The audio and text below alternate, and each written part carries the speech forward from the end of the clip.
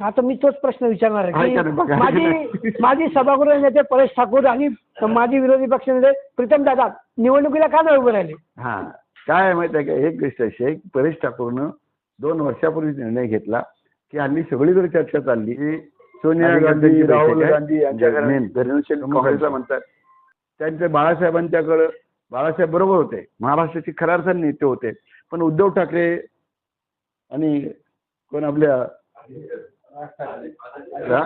आदित्य ठाकरे, राज ठाकरे, अमित ठाकरे, हे काय तिथं आपण इथे चर्चा करतो, चर्चा तरी असते का? नाही. प्रमुख शिवसेना प्रमुखाचा आदेश तो आदेश, ओनली आदेश. इथे चर्चा असते, समजून घेतलं तर बोललं जातं, बोलण्याचा अधिकार तरी आहे. तिथं एकदा एखादा असा जर बोलला की त्याला समजा लांब फेकला जाणार असायचं प्रकार, तर ती इथं नाही. आणि त्याच्यामुळं एक गोष्ट जे बिनविरोध आपले आलेले आहेत ते अशा पद्धतीने आलेले आहेत.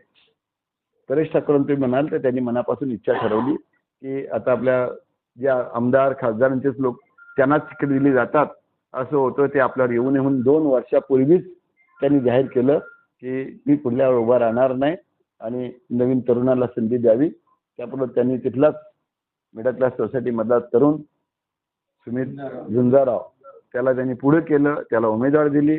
आता त्याला पहिल्यांदा त्यांनी काय केलं, त्या मंडळाचा अध्यक्ष केला. मला वाटतं भाजपनं हा निर्णय घेतला, 30 ते 45 वयोगटातील लोकांना मंडळाध्यक्षला, मंडळाध्यक्ष आपण पूर्वी तालुका म्हणतो ना, ते मंडळ म्हणजे तालुका आता आहे, ते तालुका अध्यक्ष म्हणजे तरुणांना प्राधान्य देण्याची भाजपचं तशी संधी हे आहे.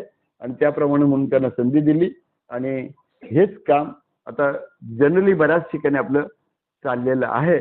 तर म्हणून परेश ठाकूर उभा राहिला नाही, घाबरून राहिला घरी, अशातला भाग नाही.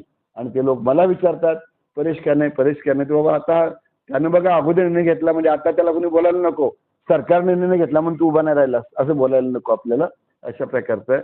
तर त्यामुळं आम्ही खुशीत आहोत. तिकीट नाही मिळालं तरी काम करायला संधी आहे. पक्षामध्ये बरीचशी पदं आहेत, युवा शक्ती आहे, महिला शक्ती आहे, अनेक शेल आहेत, SC ST OBC, पुन्हा आणखीन काही उद्योगधंद्यातले शेल आहेत, व्यापार वगैरे क्षेत्रातून. तर या सगळ्या याच्यामध्ये कुठं कुठं पद मिळणार आहे, जिल्ह्यावरती, तालुक्यावरती, मंडळावरती आणि त्याच्याशिवाय आणखीन विभागामध्ये अशा प्रकारचे शेल आहेत. तर इथं भरपूर जागा आहे, मोठा पक्ष आहे.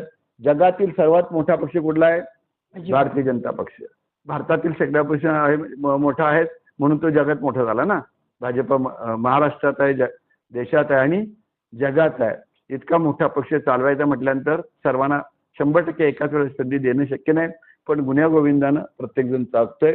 आणि त्याच्यामुळं तुमच्या 4Kच्या सगळ्या ठिकाणी जाहीर करा की भाजपा एकजुटीने कामाला लागलाय. आता तुमची गै नाही, खैर नाही. ठीक आहे, धन्यवाद.